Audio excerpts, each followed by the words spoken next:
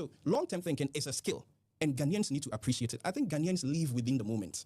And probably that's one of the reasons we've never had a civil war, because nobody's thinking about the future. I like this. So we need to have the skill of long-term thinking. How can this be sustainable? So let me get to my point. I don't believe and agree with anybody who thinks that gold should be the backbone of this economy. Okay. I disagree totally. We are polar ends. Yes. So it can be there. We can have our gold, right? So, for example, America, it has more gas than any nation on earth. Yes. But you don't know America for gas.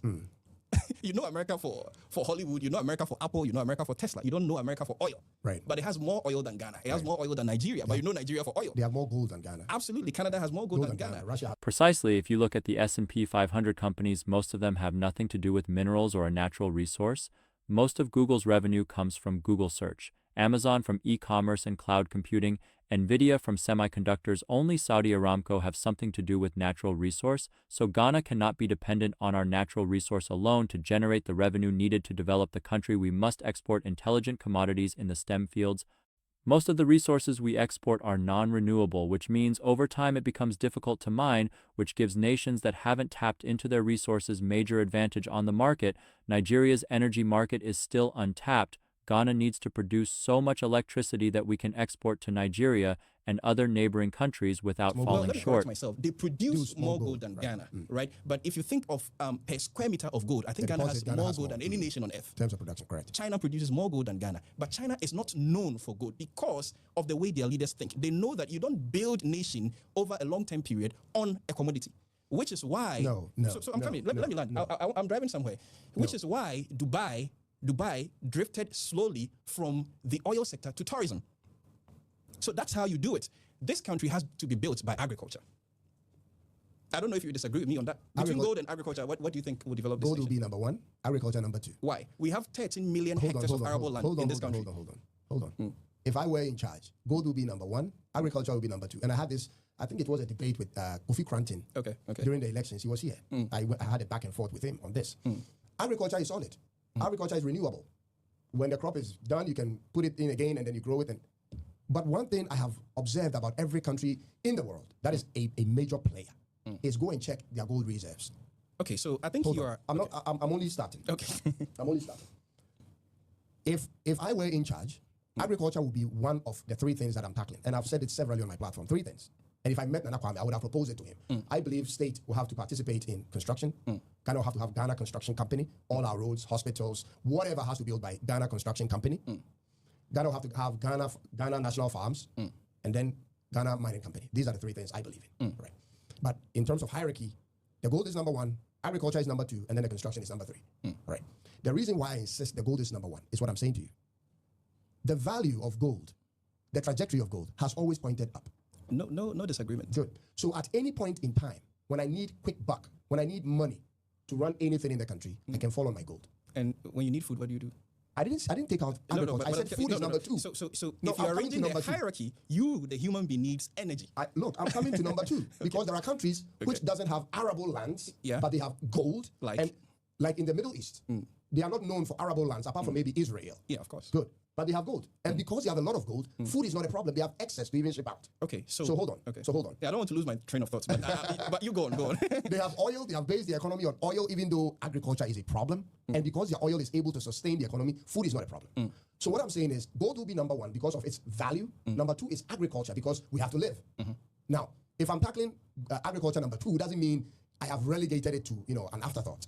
It is an essential part of what I'm saying, but it ranks number 2 on my list. Okay. But so I don't want you to confuse it with, maybe I think agriculture is not as relevant as gold. No, that's not what I'm saying. I'm saying agriculture is equally relevant as gold, but in terms of my pillars, as in how I want to structure the economy so that whatever happens, we have some sort of a backbone to hold us, it will be gold and not agriculture. Okay, so give me an example of whatever happens.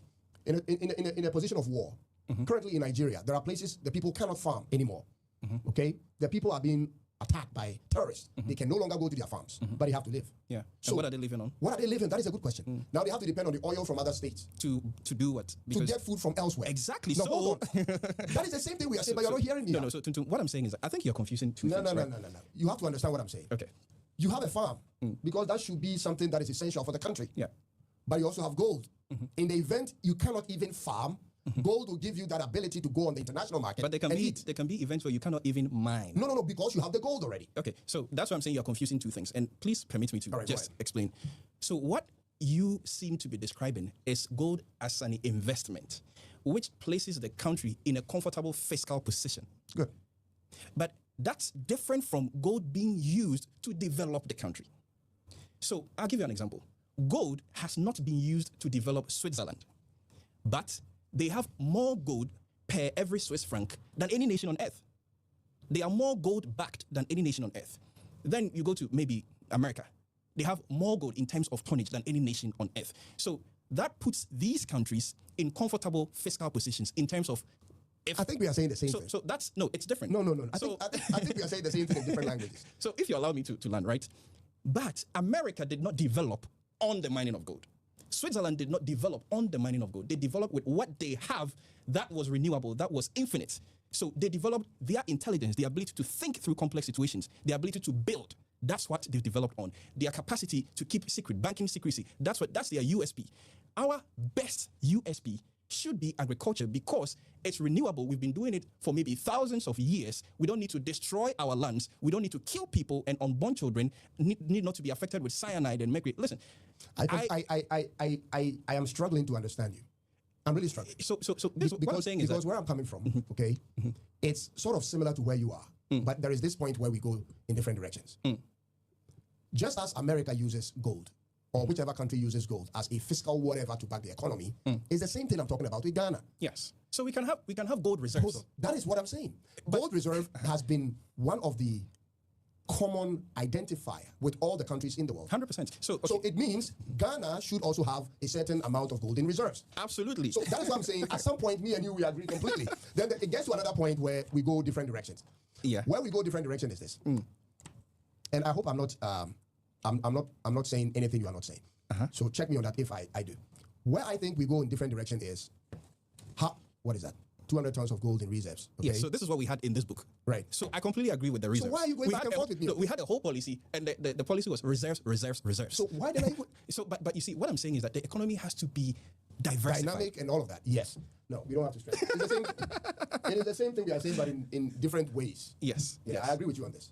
I agree with you on this. There are so many things I would want to ask you, but we want to restrict ourselves to an hour. And I hope you come back again. Yeah. If you like this breakdown, like and follow for more.